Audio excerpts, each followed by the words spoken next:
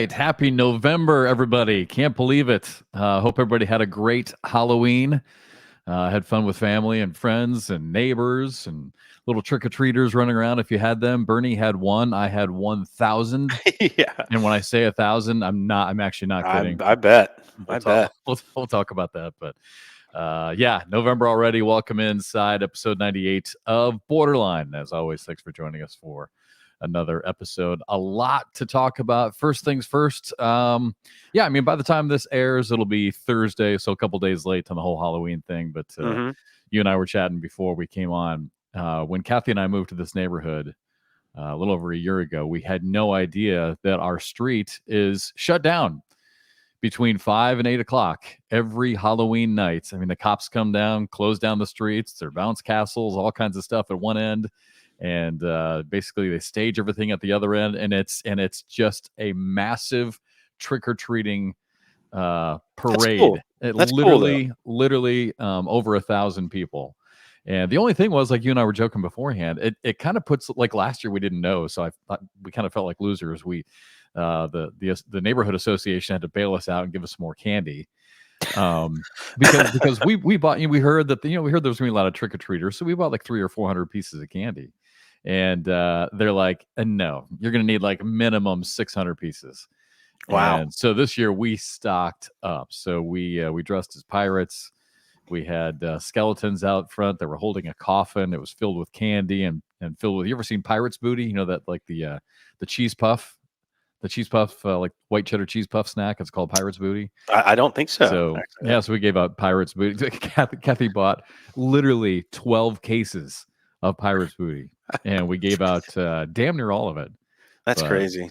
But it's been so long for me, man. Nuts. We were talking about this before we came on. Living in a condo complex for a few years in Atlanta. Now we live, while we look for another place, kind of in an apartment complex. And then it's been so long for me since I've lived in a regular neighborhood that I haven't given out or dressed up for Halloween. Man, ages. And I kind of miss it. It was fun to see people dressed up and kind of into it. And I'm just like in sweats, like, hey, how are you? This one kid shows up. And it just, right. Yeah. It is fun. It's a lot of fun. The last neighborhood that we lived in, not so much. I mean, I think a couple years ago, I think we had 8 trick-or-treaters. And then the year before that, I think we had like 20. So to move to a neighborhood that has, kids again, and it's kind of a destination, like I said. I mean, some of it's neighborhood people, but literally people drive from other townships to our neighborhood to trick or treat. But it's fun, and the little kids dressed, and the families dressed up too. Like one of my favorites of the night was it was an airport theme, so they had their little kid, about a 5-year-old, dressed up as a plane. And the dad was dressed up as, like one of the air traffic control, the ground control guys. Yeah. And then the mom, and then I think it was the mom's sister, were dressed up as flight attendants. So, I mean, there were families that had themes. There was a family of 6. They were all bananas. It was really fun. Well, let me ask you this question. What's the age? What's that cutoff where you start looking at the kid that comes up to the door and you're like, come on, man. Oh, You're way too old to be out here. Like, what is the night? What is that age for you? What, like, for you, when you see a 15-year-old, are you like, come on, man, go home? Like, what are you doing? Is that too old? Like, what's end of the night? 15, I think 15's, I think, pushing a little too old. But yeah, at the end of the night, you could just get the punk high schoolers, right? Coming around. Just I mean, they're not trick-or-treating, they're just stealing. At this point, they're just flat out stealing Pirate's Booty and Snickers. Yeah. I just, it's funny because I remember it. I remember, doing the whole trick or treat thing vaguely. I kind of remember it. And then like kind of getting to that age, and I can't remember if it's like 12, 13. Is that the line? It's like once you become a teenager, like maybe it's time to, maybe help out around the house for Thanksgiving. Like I don't know like what that line is. Right. I think a ton of, and I hate to say this, but I think some of it depends. The only reason I'm saying this is because of my son. I think some of it kind of also depends on as far as the perception of the people at their houses giving out the candy. I think some of it depends on physically how you look. Like my son, right? My son's like 6'3", 235. Like he's huge, right? He looked like he was too old for trick or treating when he was 9. When he was 9, he looked like he was 25 years old. Yeah. So I think some of it depends because like a perfect example is like the middle schoolers, right? There's a way. I mean, between a sixth grader and an eighth grader. I mean, there can be like a foot difference. Sure. So I could have gotten away with it up until probably 18. Yeah, you I and your was little so baby small. face. I was so small, so young looking. Yeah, but still, I still felt like, I mean, and to be honest, I don't know about you. I'm guessing you probably didn't do this kind of stuff. By the time 14, 15 rolls around, you are up to no good. You are hanging with a bad crowd. It's nighttime. You're egging houses, maybe. Yeah, nothing else. Was that right? Maybe. I don't know. Yeah, I didn't do that, but apparently there is someone on the show who did. That's so bad. God, it's so bad. But, rite of passage. We were Gen X, bad kids. I don't know if we were bad kids. We were resourceful. I doubt you were. Something tells me you were very nice. I mean, I was never mean, but I did kind of like hanging around some of the kids every now and then that would get a little crazy. I like putting my foot in the water of the crazy. You and Stacy. I think you and Stacy pushed the line a little bit, didn't you? Yeah, I mean, we, a little bit. I mean, got to see what's out there. Got to see what's beyond that line. Yeah. What's going on over on that other side? You know what, though? I feel like you and Stacy were probably like me. You guys might have flirted with a little bit more, but like one of the reasons why I stayed out of trouble was because my dad was and is an attorney and knows all the cops, right? So, and there was just no hiding. And God forbid I were to be caught doing something wrong. I mean, instantly it would have been trouble. Yeah, but you'd have gotten out of it. I mean, I think that's part of but I never thought that way though. I had a ton of friends. I had a ton of friends who had attorneys for dads, and it was like, all right, well, we'll do this because we can probably get away with it. It's like, but that only goes so far. Like maybe once or twice, and then they start coming down on you. But I wasn't bad, but I would say there were a couple of experiences there that. You see in movies and you're like, oh man, no one does that. And I'm like, yeah, I did it. Yep. I did that a little bit.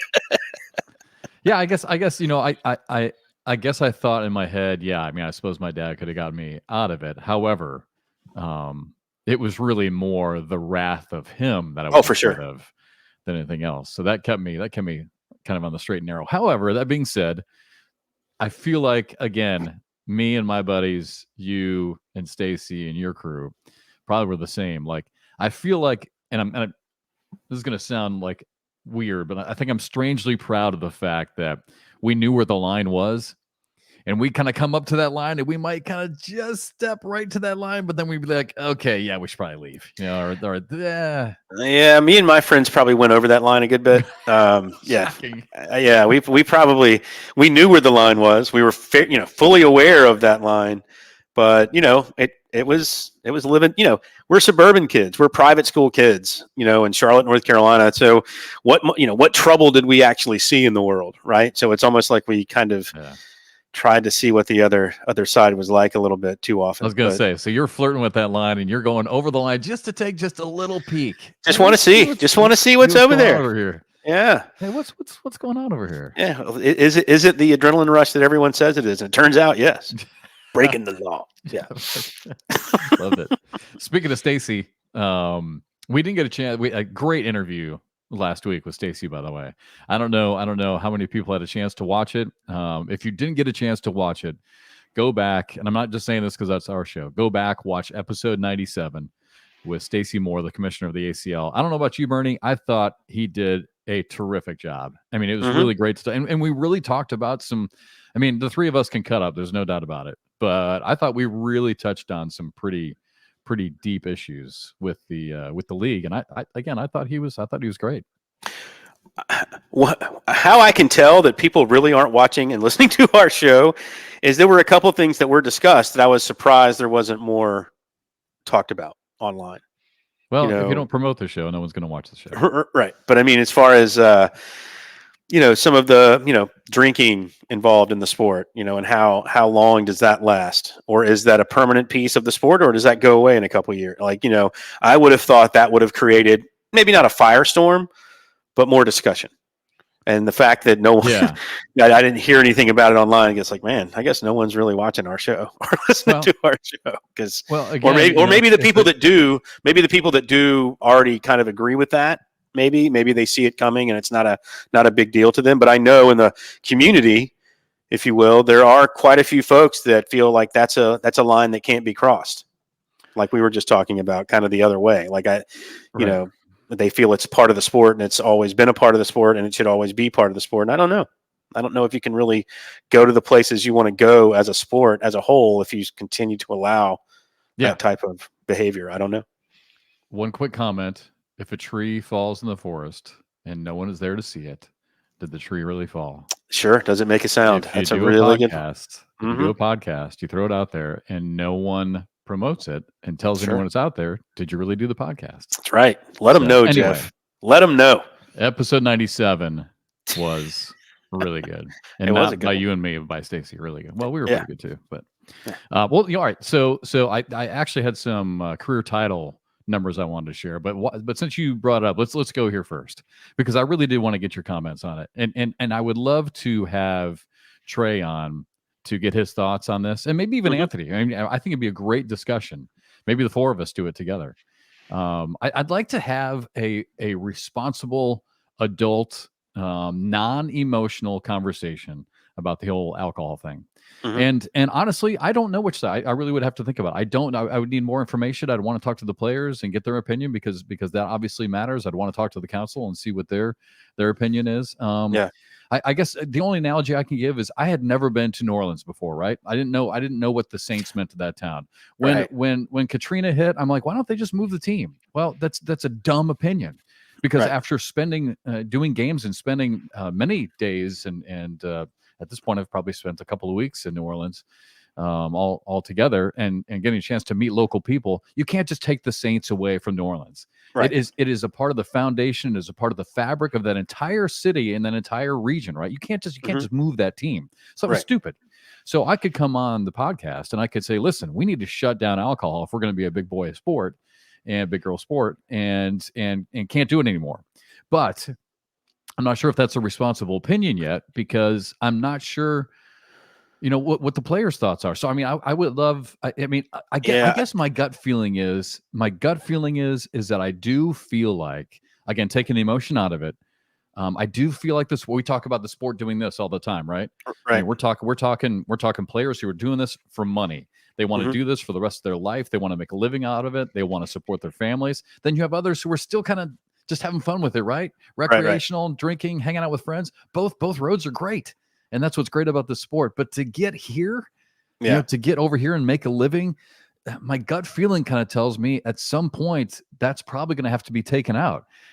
To get to where Stacy wants to and where Trey wants to with gambling. Does that need Mhm. to be?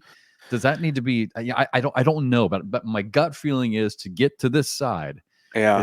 Is that it's going to have to be eliminated? But I don't know. What I'm not. are your thoughts? Yeah, I'm not sure he's right. Stacy made the mention talking about golf. That they got rid of that. I don't think they did. I think that there are players that still they're not going to walk down a fairway holding a branded cocktail, right? They're not going to have a Bud Light or a Miller Light or whatever in their hand walking down, Right. but you'll see them drinking stuff. Most of it's water, most of it's sports drinks, but I don't know if that's necessarily illegal on the PGA Tour, right? Because it's not seen as an enhancer. It's not seen as a it's not steroids. Right, it's not helping you, even though Performance. there's all these people that say, well, I can't play unless I've had 3 or 4. Yeah, you can. That's just a mental crutch. And once you get past that, you'll be fine. And actually, studies indicate that you should be able to do better because you're just, quite frankly, going to be alert. Your brain's going to work better. All that's doing is taking your anxiety down. That's all that's doing. But it's also taking down your ability to focus and other things too. But I don't know. I don't know. I really don't know. Now, do we get to a point where we can't have people just crushing, where everyone can see what everyone's drinking? Do we get to that point and everything's in some sort of container, where all it is you've got some sort of cool, little thermos type, thing, and you're drinking out of that, but no one knows what's in there. Maybe that's where we have to go, because then it doesn't look like everyone's just, Because, I mean, if you walk around at the end of a day at one of our nationals and the trash cans are overflowing and there's beer everywhere, it's just not a good look. It's just Yeah, I not. agree with that. It's not. And I don't care what people say, it's not a good look. Now, to your point, I think there are still a lot of people that are in that kind of, that go the other way, that want it to be more recreational and kind of want to keep that recreational feel about the sport. And that's fine. Yep. But maybe we create divisions on that. Right. You want to play in that way. I mean, there's still maybe, we offer a way for them to do that. But I agree with you. I think eventually, if we want to take it to where everyone, I presume, wants to go, that's probably going to happen. I'm not sure how. I'm not sure when. But to put everyone's big boy pants on at some point, I think that's probably going to have to happen. Yeah, it's interesting what you say about golf. I'm trying to rack my head and think of any PGA I mean, John Daly did broadcaster when he was still on the or tour. player. No, I'm trying to think of somebody that I know now who's in the sport. Maybe we'll put our heads together on this and see if we can get a guest on who has intimate knowledge to whether or not what you're saying is true. Because I mean, I have a feeling. I mean, I have a feeling you're correct, because I can't recall ever reading something about a ban of alcohol in golf. And you're right that when they're reaching into their bag and they're taking a swig out of something, you have no idea what it is. I agree with you. I mean, I'm assuming 99% of the time it's water or Gatorade or whatever. But is it banned from the sport? I don't think so. I mean, a lot of times it's some sort of energy drink, right? And how much of that's really good for you. But I just don't know if there's a set rule for that. I think there might be a rule as far as promoting a brand, right? You can't walk down, holding your Bud Light can, out in the open. Maybe there's some sort of rule with that with tobacco. Because look, guys used to smoke on tour all the time. And I don't know if that became a rule, but I mean, guys used to be just crushing smokes. Caddies still do it from time to time. So I don't know exactly what the rules are there, but I think when he said that he was pretty sure they didn't, I don't know if that's true. I just don't know. Maybe it would probably take 5 seconds of going online to find out, but that might be one of those things that they want to keep ambiguous, right? Yeah. Maybe they don't want people to be able to find out, right? I don't know. Yep. And then the other thing, a great discussion also with Stacy about drug use and randomized drug testing, and where that's going to go and how much they're going to implement something like that in the future. And I talked about we talked about Adderall and the overprescribing of that and how difficult that is. And I actually have a conference call with a coach, and I will ask him. Actually on Thursday. So unfortunately, again, this airs Thursday night. By the time I talk to him, I won't be able to get on the show. But I did do some asking around, and it is tested. It is part of the testing procedure at the college level. But just like we were talking about, Stacy, really difficult to patrol because there are so many, people who have the prescription for it. However, what they do say at the college level is that you do find that random person who is taking it who doesn't have the prescription for it. Sure, then you bang them. So does it eliminate the use of it? No. Does it patrol it a little bit? Yeah, maybe. Yeah. Look, I'm all for it. I'm all for it, but to test for it and then say if you test positive for it, you're in trouble. We don't have any doctors on our staff. We don't have one single MD on our staff, and so for anyone to make that kind of statement is just wrong. Yeah. Patently at the wrong. College level, they've got all that. They do. They know through all the legal waivers and everything. They know exactly what prescriptions and what all the kids take, and it's 100% all confidential, and it's done the right way. And so can it be done in cornhole? Yeah, it can be done. But like you're saying, I mean, it's part of the growth of the sport, right? It takes another level of medical professionals, and I think it's pretty simple. Now it's going to create a lot of work for somebody, because I'm pretty sure we're going to find a lot of people on it. And then someone's going to have to back that up, right?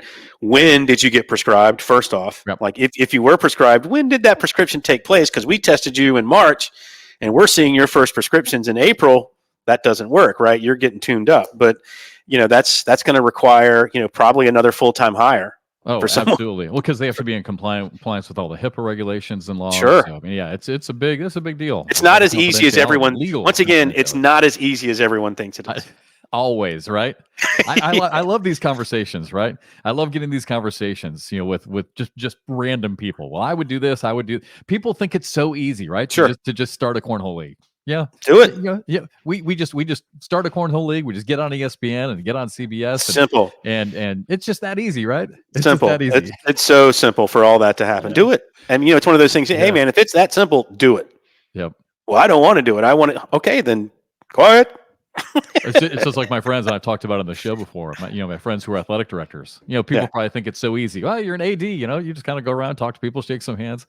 You have no idea the phone calls. If you've got 425 student athletes, you're not just dealing with the 425 student athletes. Sure. You are dealing with phone calls from all of their family members. Sure. I mean, parents. You're dealing with phone calls from their attorneys sometimes and from their doctors sometimes. Yep. I mean, it's unbelievable the amount of fires that an athletic director has to put out just in one day.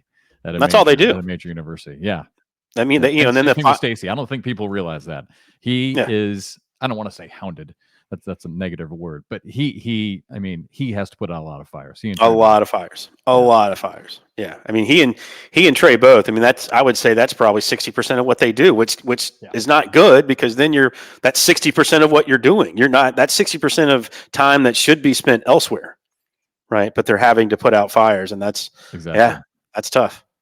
Yeah. And going back to my dad being an attorney, that was kind of his day. Like he would always go back to work at night during the week, and that always kind of made us sad. But we understood, and I've talked about this before. This is not a dig on my dad. We wanted for nothing, literally growing up, and I wouldn't change a thing. But he worked his ass off, and as I became an adult and had these conversations with him, why did you always have to go back to work? Yeah. What was her name? Yeah. What are you doing? What bar are you going to? But no, I mean, he was just, I mean, the phone would constantly ring from 8 until 5. He's always on the phone, one phone call after another, another client, another police officer, the police chief, whatever, the mayor, whoever, I mean, there's always someone calling about something. So he couldn't get any of his work done. He couldn't get any of his prep for actual trial done.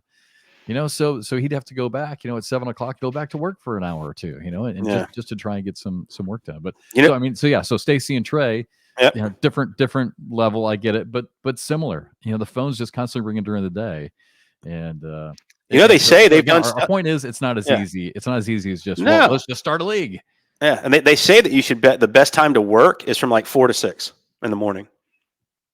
Well, that's who does that is Mike McDaniel, the head coach for Miami. Now, part of it, he's a fascinating story, by the way. I just read his story last week. Child, isn't that crazy how young he is? But he had major alcohol issues. He's battled with it several times, and so finally, to beat his demons, one of the worst times for him, obviously, was in the middle of, at basically after midnight.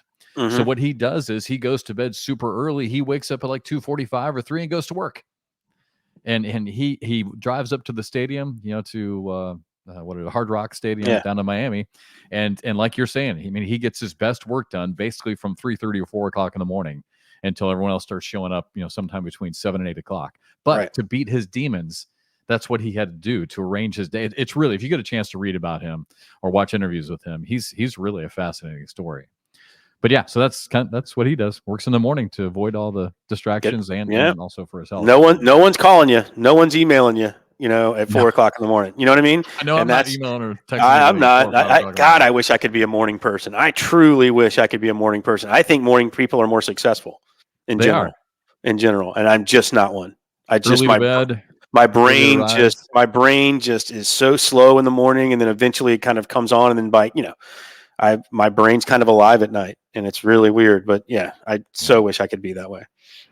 The old adage is early to bed, early to rise makes a man healthy, wealthy, and wise. Yeah, man. Yeah, there you go. Yeah, and that's probably why I'm not wealthy or wise. Or wise. Yeah.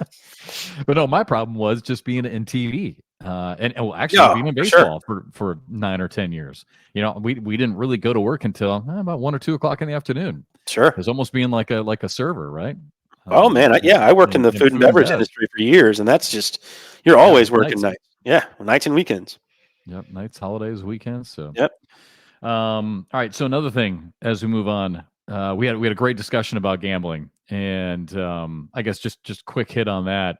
It requires a data partner, and it sounds like that is the major part of this. That's kind of the go between, the middleman.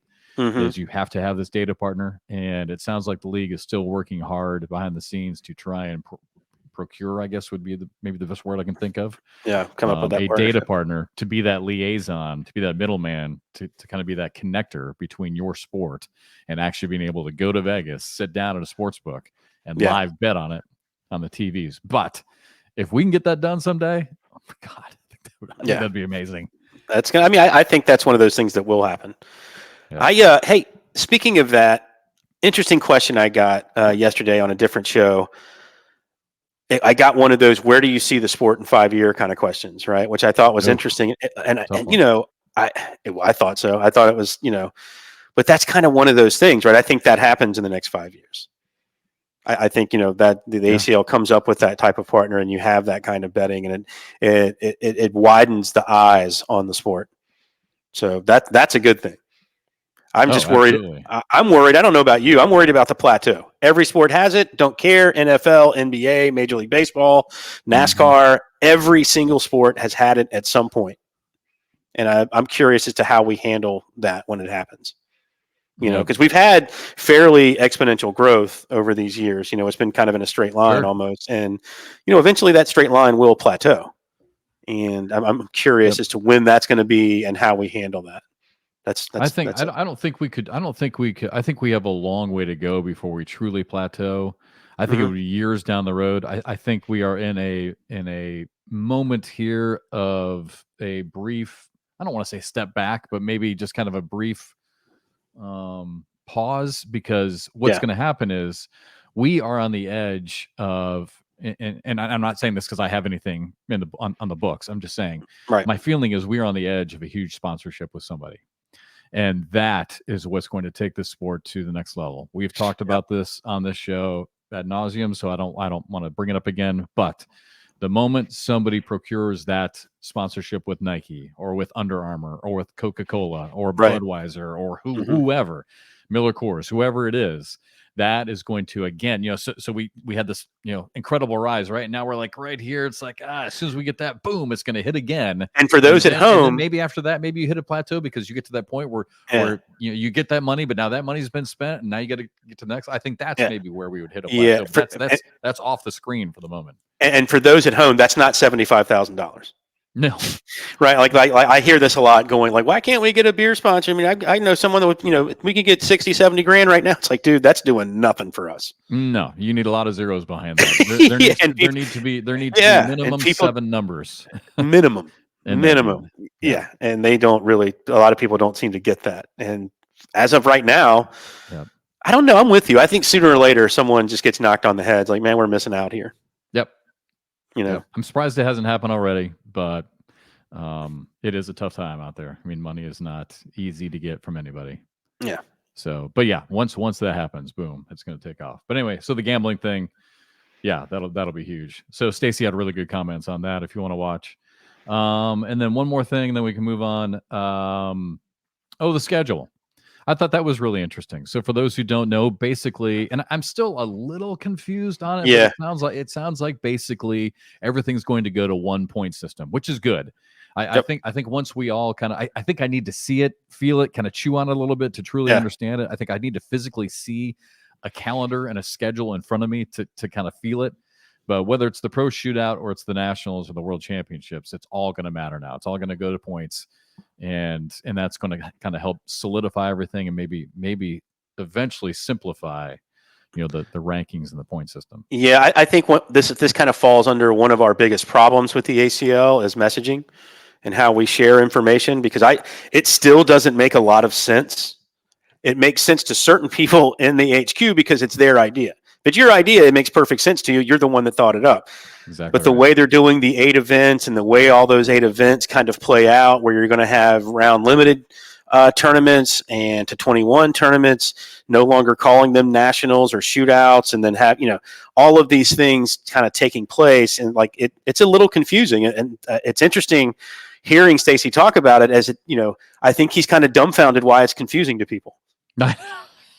Yeah. And it's like, that's I a got big that. I change. got Like, that same it's feeling. like, and I felt like saying, it's like, man, that's a big change for people. That's not going to make a lot of sense until, kind of like you're saying, everyone goes through it.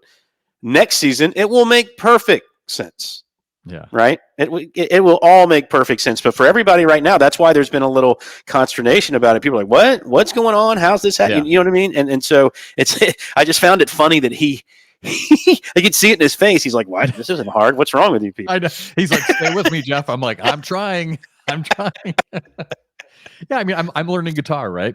And in guitar, one of the things you learn as a beginner is the pentatonic scales, and there's kind of a cage system, so you can move it up and down the neck, right? So I can talk about this cage system, and I can talk about the pattern. I can see the pattern now. I can go from the 3rd fret to the 5th, up to the 7th, 9th, 11th, 12th, whatever, and I can sit here and talk about it. And people at home, I mean, to me now, it's easy.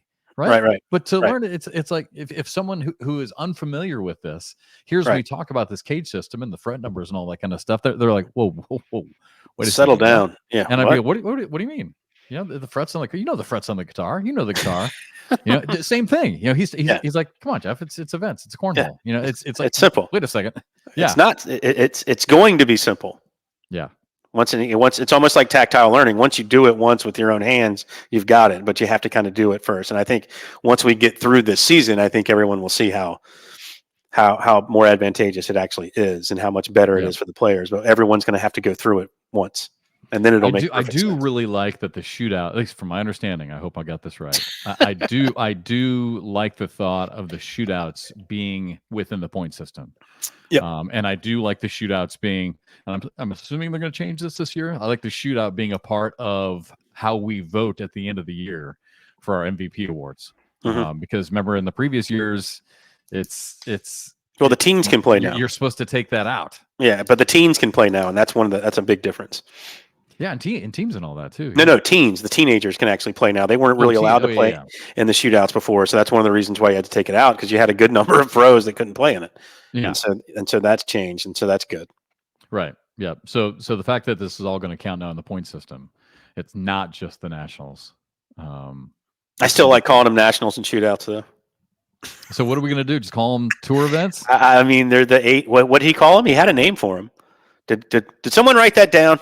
Super regionals. Did someone from the staff? Let me see. Yeah. Did somebody? Someone back in the truck. Hello. Is this thing on? Yeah. So I mean, I forgot what he actually had a name for those 8 events, and now I've completely forgotten it because I'm an idiot. Yeah. I can't remember either. So. Yeah. But anyway, it'll be good. All that counting for should be less travel. The point system. Yeah, and it sounds like it'll be. I mean, it'll be great for a lot of us who have jobs on the side, which also includes a lot of the players. Yep. So that you can make a schedule. You can make a schedule for your work life and your home life for the kids and the kids' events and all that kind of stuff. So what do you? I mean, I think it's so tough for the pros that are trying to get point. Like, I think there's a good number of pros that really understand. They want to qualify next season. They probably don't think that they're going to win. Some nationals. Right? They may not think that way, but they can get in through open point standings. And so that's so much travel, man, with all those opens. And then you have those 8 big events, that's so much travel. It's still a lot of travel. So good on everybody, man. It is. It's a ton of travel. So wait a second. So I was just thinking about this, man, God, my brains hurt. We are talking a lot of cornhole again. What the hell? Not making any sense either. Yeah, probably not. So I was going to talk about some of this title stuff, right? So does that mean that, like, I'm looking at it right now, I'm looking at the spreadsheet of all these titles, and it was so much fun because the last couple of years since Trey put this together, we're talking about career titles. I've loved talking about career titles. I've loved talking about nationals and kind of equating them to majors. Like Matt Guy, not only is he the career leader in wins, but he's also the career leader in majors with 11. Right. So is that going to go away? Or are we? I think it'll just be named something different. I don't think it's really going to change all that much. It'll just have a different name. I'll reach out to Trey. Let's get him. Let's try and get him in the next couple of weeks. Well, we can't get him in 2 weeks. It is episode number 100. I've got big plans for us, by the way. Yeah. I got a couple different ideas what we can do for episode number 100. Both of them really stupid ideas, but you know what? We got to do something because it's episode. Well, you know what? My favorite idea was that we each take 100 seconds and tell the other You get 100 seconds to tell the other person why we've enjoyed doing the podcast together so much. Oh my God. This is one of those team building exercises. Yeah. That's trouble. I hate these. Well, another idea I had is you have No, that sounds good. You have 100 seconds to give your top 5 moments of Borderline. That's hard because I'm not sure. Honestly, I'm not sure you could talk for 100 seconds about how nice I am. No, I could easily do that. I could easily talk for 100. Done in about 20. I mean, bro, it's less than 2 minutes. Come on, that's easy to do. I kind of like you get 100 seconds for top 5 moments.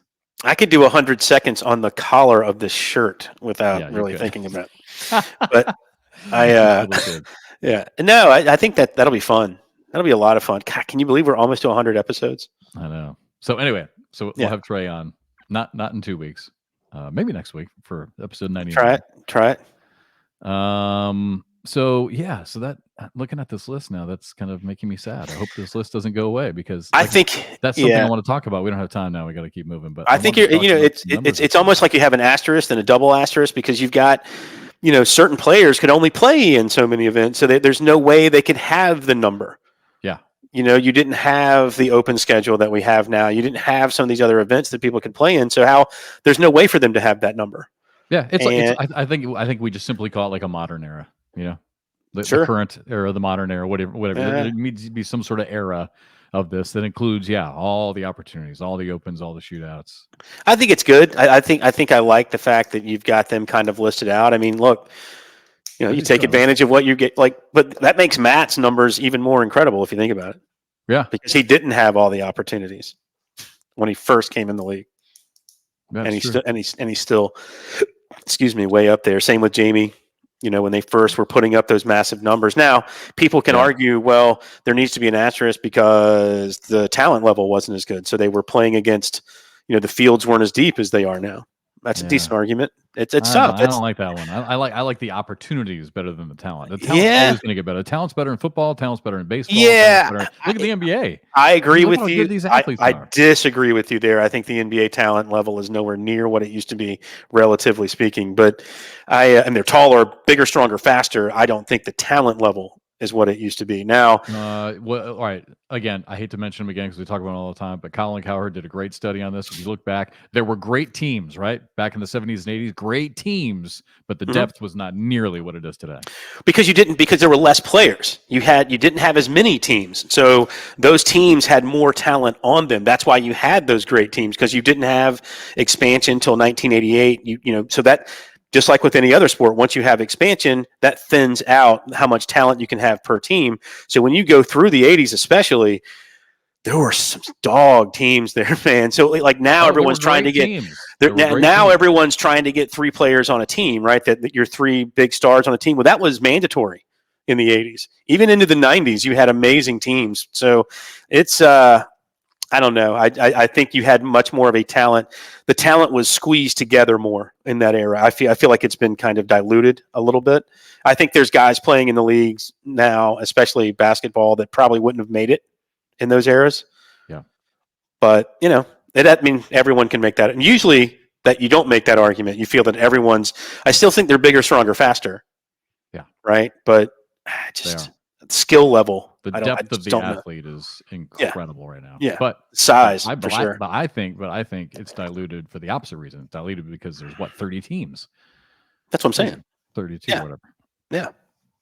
But anyway, I digress. But I think our players have gone through some of that. I think that I think it fundamentally changed. Now, I would say that some of the people that won in 2018 and 2019 probably wouldn't win right now. Oh, yeah, for sure. With the level of talent that exists. Yeah, so for sure. Yeah. But my point is, in every sport, everyone's always getting better. Sure. You can't change the record books because people are better. I agree. You can't. You just have the arguments. Now, right? can you put an asterisk because there's more opportunities? Yeah. Absolutely. Yeah, more tournaments to win. If they ever do change baseball and go from 162 games down to 120 games, which a lot of people think they should, there probably should be an asterisk because it can be really hard to break anyone's records because you've got a third less game. Can you imagine breaking a home run record at 120 games? That would be insane. That would be insane. Hey, do we want to do a top 10 at all, or we want to get to on, off, and in? Let's go on, off, and in. The top So my tens top really 10 aren't is going to really not- change. There was Yeah, no opens or anything this weekend. yeah, they're really not going to change. After next weekend, we could do Yeah, we could do another one. And I really might. our You know top what? 10. The next time we do a top 10, I think we should do kind of do your top 10 right now and your top 10 at the end of the season. I don't know. Maybe it is more like a straight power ranking because there's players that are going to be on a list right now that I don't know are going to be there at the end. Probably not. Yeah. But we they're just have a topic on that. But no, I just like doing the power rankings, which is right now. Who are the top players right now? Sure, we can do that then. That's the way we'll. No, we don't have to do it. I'm not. No. We don't Going have to do it forward. now. Yeah. All right. So you want to get to on, off, and in? Give us some time. Yeah. Did you struggle again with on, off? No, I mean a little bit, not really. I mean, I've kind of forgotten what I wrote down because I did it yesterday. My brain works so bad. It's like, hey, if I'm not doing it right that second, I kind of forget where my head was at. I need medication, folks. But yeah, we can do it. Let's do it. All right. On, off, and in. The fastest growing and most popular podcast segment in the world. Mm-hmm. Truly in the world. There it is. All right. On, off, in. On the board, off the board, and in the hole. Something that we feel like we are trending. We're kind of right on. Not sure if we're totally right, but we're right. We think we're right now. Off the board is something we totally missed. And in the hole is something we are just dead right on. Yep. All right. On the board. Let me go first on this one because sounds good. This one. Yep. Iowa finally made the announcement that Brian Ferentz, the son of Kirk Ferentz, the head coach, is not coming back for next year. I'm surprised they didn't just get rid of him and bring in an interim replacement, but they got rid of him. And the reason why they got rid of him, and this is where I'm on, and I know y'all are just everyone makes fun of me, right, on this. Offense got him fired at the end of the day. 100%. Iowa's defense is great, right? They can throw a blocker with the best of them, right? They can block the shit out of everybody. Doesn't matter. Can't score a lick. Iowa for the last 2 years, dead last in offense. What happens? Lower TV ratings. Sponsors pull out. No ticket sales. No merchandise sales. It absolutely kills the program. Offense, so important. So y'all hit your blocks, score. Be great. Do something that we don't see and score a crap load of points. Be electric. Be exciting. Yes. Be an offensive machine. Score a crap load of points and make money. Yes. Be rich. Otherwise, you're going to get fired, just like Brian Ferentz at Iowa. So that's my mine's the board. Mine's not too far away from you, actually. Mine's more about old coaches in college football. And I think it's time to go away. Now, obviously, I'm saying that because I've got two really old coaches on my favorite team that I still feel like are coaching in 1980s, 1990s. And they're getting destroyed for it. Because, Gene Chizik being the defensive coordinator at North Carolina. Look, Nick Saban's kind of an anomaly, but Nick Saban's a CEO, right? Nick Saban is all about his coordinators. Nick Saban, great point. He's going to have his philosophy. He's the CEO. This is how I want things to run. You run it this way.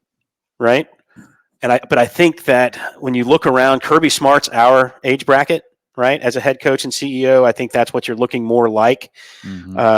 Those kind of coaches. I think some of the older guys just can't get out of their own way because, older guys get stubborn. This worked. I won a national. Yeah, but you won the national title 20 some odd years ago. It doesn't work anymore. The game's changed. The offenses are better. You have to adjust. And I think that, I think it's time maybe for some of the older coaches to move on. Time for some limits in politics and college football. Yeah, I think it's time. It's time to give some of the younger guys a chance because they're sitting there waiting. They're coordinators everywhere, and they're coaching at younger school, at smaller schools with great offensive and defensive schemes that are so creative, right? Yep. Yeah. I mean, there's guys out there. They're just waiting for their chances, but you've got these older guys that are kind of still, Anyway, that's my on the board. Okay, very good.